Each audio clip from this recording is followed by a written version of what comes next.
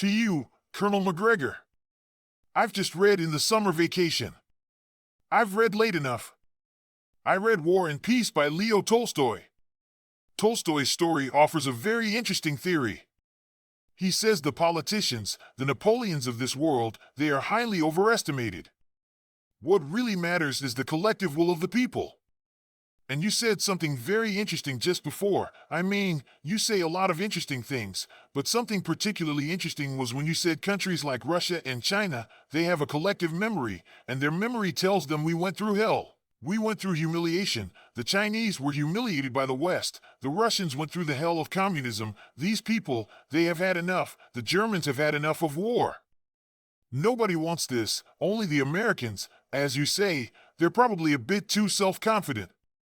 But couldn't we argue that the collective will of the people, of the individuals, which has to be taken into account by the politicians, goes against the war? And with Tolstoy's story, we would say that as long as the people do not want war, there won't be a war. So the will of the people is more important than the madness of the politicians. What do you make of that? I think you're half right. The part that's wrong is the assumption that the leadership in Washington feels compelled to take into account the will of the people. They don't. That's the point. They've been allowed for decades to conduct foreign and defense policy in isolation from much public censure.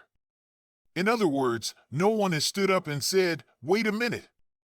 Look, we were in Vietnam for 10 years, until finally people said, that's enough. You had riots in the streets, the draft fell apart. That was 10 years. We're only at the beginning of many of these things. And again, it's back to how many Americans do you need to kill in one day to wake people up? I hear that question all the time. The politicians love air and naval power because it's sort of sex without responsibility. You know, once you put ground forces down, you're committed, you're accountable. But we can go back to the history of NATO and Helmut Schmidt, who made himself very unpopular at the time at the end of his tenure. But he said if the Americans are not on the ground here in Germany with their forces and their missiles, they will not be taken seriously, and neither will we. Well, he was right. We're trying to do everything from a distance. If that distance shrinks and we begin to do things on the ground, and Americans are killed, people will start to wake up and say, what are we doing? But thus far, that hasn't happened. And, of course, the press is very helpful because it doesn't report the truth. It doesn't tell the truth about the American losses that do occur. It's a huge problem. We've seldom had this in our history, but it's a new dimension of an old problem, which is most people most of the time don't pay attention to what happens overseas. They're much more worried about what's going on in St. Louis, Seattle, and other places, and their income and inflation and accessibility to transportation, cars, gasoline. These things are important. What happens overseas? Well, you know, that's overseas, and I don't care much about that as long as I'm fine. And this cognitive dissonance is very dangerous at the moment because the Americans, who are a crucial power, of course, in this whole situation, the Americans don't feel the conflict as they did during the Vietnam War where they had these demonstrations. So do I understand you correctly? Should we actually advocate for a new peace movement in the West? Should the people go on the streets and say to the leaders, to the collective West, or however you want to call it, stop this stupid policy of overbearing arrogance? Should the people make themselves heard in these isolated, how do you call that, echelons of power? Well, you could try, but the problem is in the United States right now, most of that would be regarded as it was certainly for the first 5 years or so in Vietnam as evidence of treason, of being unpatriotic, and quote-unquote unsupportive of the troops. You know, in my own family when I was growing up in the 60s and I was a teenager, my maternal grandfather had been in World War I and World War II. In World War I, he was in the army, and he was a ferocious opponent of Franklin Roosevelt. He hated Woodrow Wilson, and whenever the topic of war would come up, he would, you know, say these people were catastrophes. We shouldn't have been in any of these wars. My mother would argue with him. She lived to the Second War, and she said, well, we have to be supportive of the troops, and he would say, if you support the troops, bring them home. Well, of course, he was right. He'd been there in 1918. He thought the whole thing was a travesty. It should never have happened. He was correct. But you know, that's a long time ago. And aren't many of us around right now? You know, I remember, as a child, he was explaining to me his great-uncle's experience on the battlefield at Gettysburg, where his great-uncle lost the lower left portion of his leg below the knee. Lying on the battlefield to be picked up by Confederate medics who then turned him over to Union medics, and he survived. You know that not many families are like that, and I grew up with all of that. So, I always understood what the military was about, and I understood the risks involved. I don't think that's widespread right now in the United States. So, there's no easy answer. Now, one last point though to bring up about World War I. Remember that the British had almost, by European standards, no army. They had roughly 250,000, of which they could ship 150,000 to France, and that army was almost exterminated in the first few months of the war. I wrote a chapter in my book Margin of Victory all about the British Expeditionary Force, and the British foolishly thought that they would win the war in a great sea battle in the North Sea against the German Navy. Stop and think about that, which never left the Harvard, by the way, the German Navy. Well, actually it did.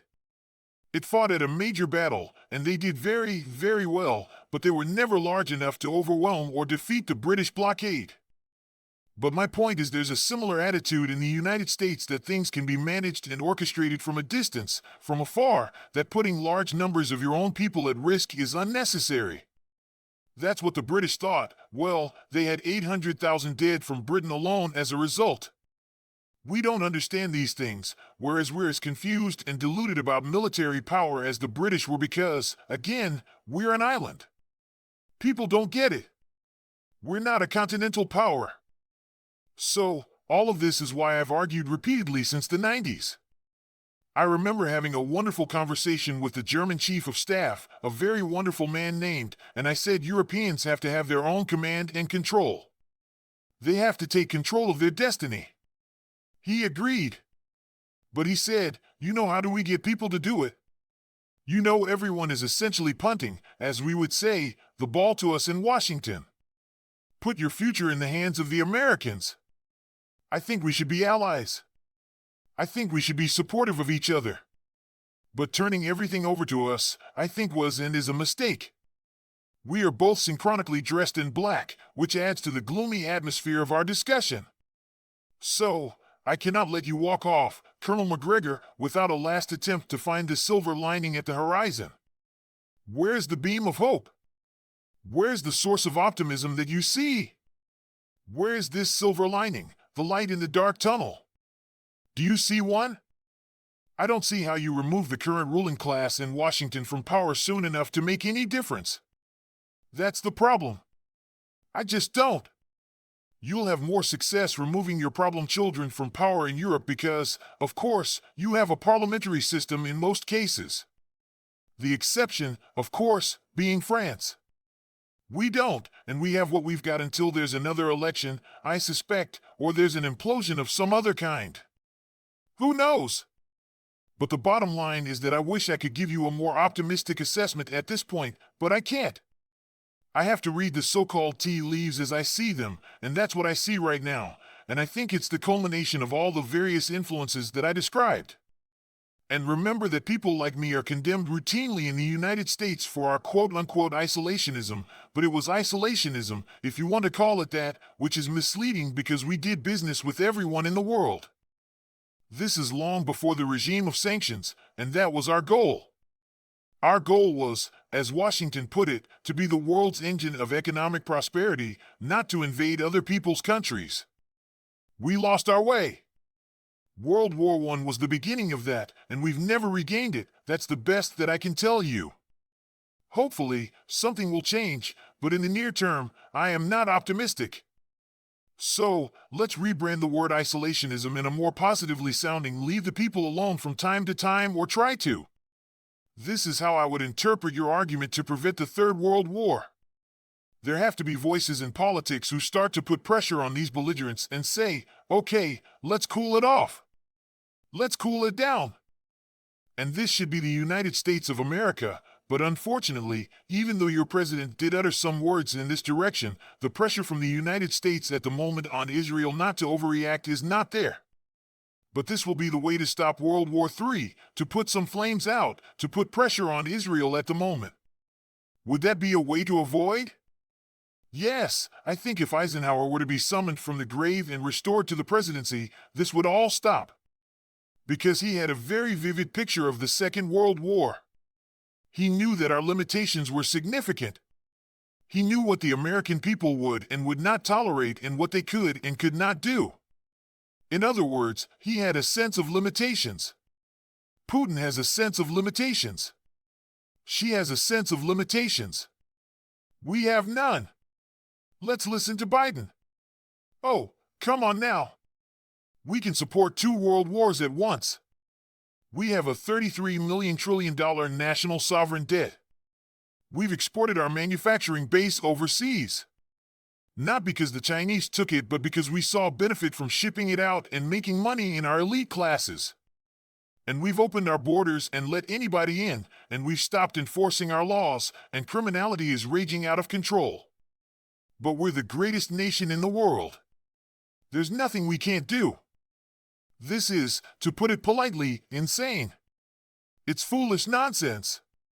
We need to get a grip on reality. I think we'll end up getting it, but it's going to be a rough road. Well, Colonel, this brings me to the absurd conclusion that the last hope of the West are Vladimir Putin and Xi Jinping.